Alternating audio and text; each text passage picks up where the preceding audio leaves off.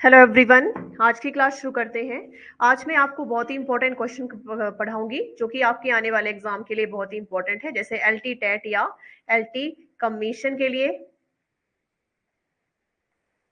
बहुत ही important question ये रहेंगे। तो स्टार्ट करते हैं क्वेश्चन नंबर 1 से। क्वेश्चन नंबर 1 है,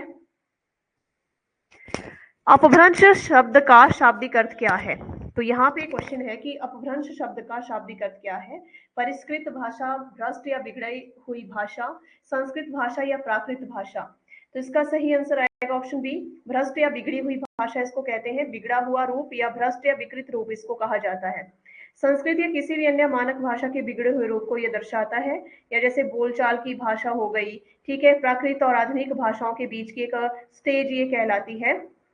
तो ये आ जाएगा इसका ऑप्शन बी सही आंसर है। And question number second discuss करते हैं। क्वेश्चन नंबर सेकंड है, अपभ्रंश साहित्य का विकास मुख्य किस क्षेत्र में हुआ। दक्षिण भारत, कश्मीर, राजस्थान, गुजरात या असम, मणिपुर में। तो इसका सही आंसर आएगा राजस्थान और गुजरात में। Option C is correct answer. यानी यह क्षेत्र अपभ्रंश को अपनी साहित्यिक भाषा के रूप में प्रयोग करते थे, और बाद में बंगाल और दक्षिण भारत में भी इसी का साहित्य रचा गया। और फिर अपभ्रंश भाषा आधुनिक भारतीय भाषाओं के उदय से पहले उत्तर भारत में बोली जाने वाली एक प्रमुख भाषा थी।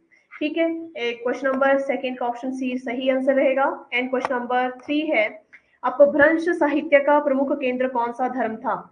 तो इसका धर्म कौन सा था, राइट आंसर रहेगा वैदिक धर्म है, बौद्ध धर्म है, जैन धर्म है, सनातन। तो जैन धर्म इसमें राइट आंसर रहेगा।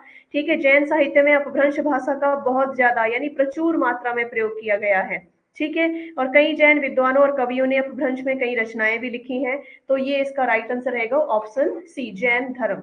एंड क्वेश्चन नंबर 4, महापुराण किस अपभ्रंश कवि की रचना है।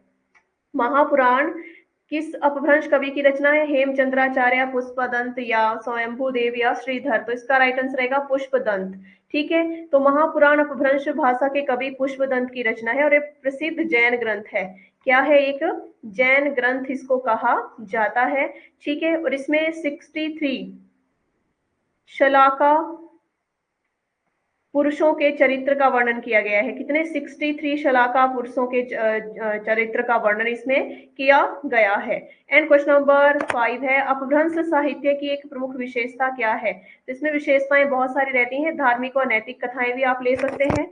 ठीक है, इसमें संस्कृत और प्राकृत की आधुनिक भाषा, जो भारतीय भाषाएं जैसे हिंदी बोल सकते हैं, गुजराती, मराठी, परिवर्तन में महत्वपूर्ण भूमिका निभाई। ठीक है, और व्याकरणिक तत्वों, शाब्दिक तत्वों में भाषा की संरचना को प्रभावित किया है। तो ये इसका सही आंसर रहेगा। जैसे व्याकरणिक परिवर्तन, भाषा का विकास, दोहा, छंद, साहित्य विधाएं, धार्मिक और लौकिक साहित्य इत्यादि जो है आ जाते हैं। एंड क्वेश्चन नंबर 6 है, अपभ्रंश भाषा का प्रयोग किस काल में हुआ था। 10वीं से 15वीं, वैदिक काल, सम्राट अशोक के समय, आधुनिक काल। तो 10वीं से 15वीं शताब्दी में इसका जो था विकास हुआ था, इसके बीच में इसका विकास माना गया है। और डिंगल और पिंगल जैसी डिंगल और पिंगल जैसी हिंदी की उपभाषाओं का विकास भी इसी में हुआ है। एंड क्वेश्चन नंबर 7, इनमें से कौन सा अपभ्रंश साहित्यकार नहीं है। तो वो है सूरदास। ठीक है, ये क्या था, एक भक्ति कवि था। सूरदास क्या था, एक भक्ति कवि था। ठीक है, तो ये साहित्यकार नहीं है, भगवान कृष्ण की स्तुति की कविताएं इसने लिखी हैं। तो ये इसका सही आंसर है। एंड क्वेश्चन नंबर 8, अपभ्रंश से कौन सी भाषा का विकास हुआ। पाली, संस्कृत, हिंदी या तमिल। तो हिंदी का ही विकास हुआ है, मुख्य रूप से हम बोल सकते हैं पश्चिमी हिंदी। ठीक है, इसके अलावा बोल सकते हैं गुजराती का विकास हुआ। ठीक है, पूर्वी हिंदी हो गई, मागधी अपभ्रंश से बिहारी। तो इस तरह की भाषाओं का विकास हुआ, तो हिंदी इसमें सही आंसर रहेगा। एंड क्वेश्चन नंबर 9, जैन साहित्य में अपभ्रंश का क्या महत्व था। तो भाषा के रूप में बोल सकते हैं, धार्मिक ग्रंथों की भाषा भी इसको बोल सकते हैं। ठीक है, तो ये माध्यम रही है, इसमें आधुनिक भारतीय भाषाओं के विकास में महत्वपूर्ण भूमिका निभाई है। तो जैन साहित्य में अपभ्रंश भाषा का, वैसे अपभ्रंश भाषा का माना जाता है, बहुत महत्वपूर्ण है। तो जैसे धार्मिक ग्रंथ भाषा के रूप में भी इसका काफी ज्यादा विकास रहा है। एंड क्वेश्चन नंबर 10, अपभ्रंश साहित्य को हिंदी भाषा के विकास में क्या स्थान प्राप्त है। तो अंतिम चरण भी बोलते हैं और प्रारंभिक आधार भी बोला जाता है। तो प्रारंभिक आधार और अंतिम चरण दोनों का स्थान प्राप्त है। ठीक है, तो इस तरह से इंपॉर्टेंट क्वेश्चन है, आपके आने वाले एग्जाम के लिए कवर किए गए हैं।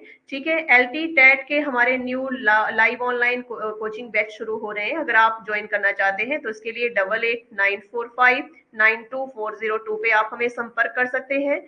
और इस वीडियो को ज्यादा से ज्यादा लाइक और शेयर करें, साथ में हमारे यूट्यूब चैनल को भी सब्सक्राइब करें।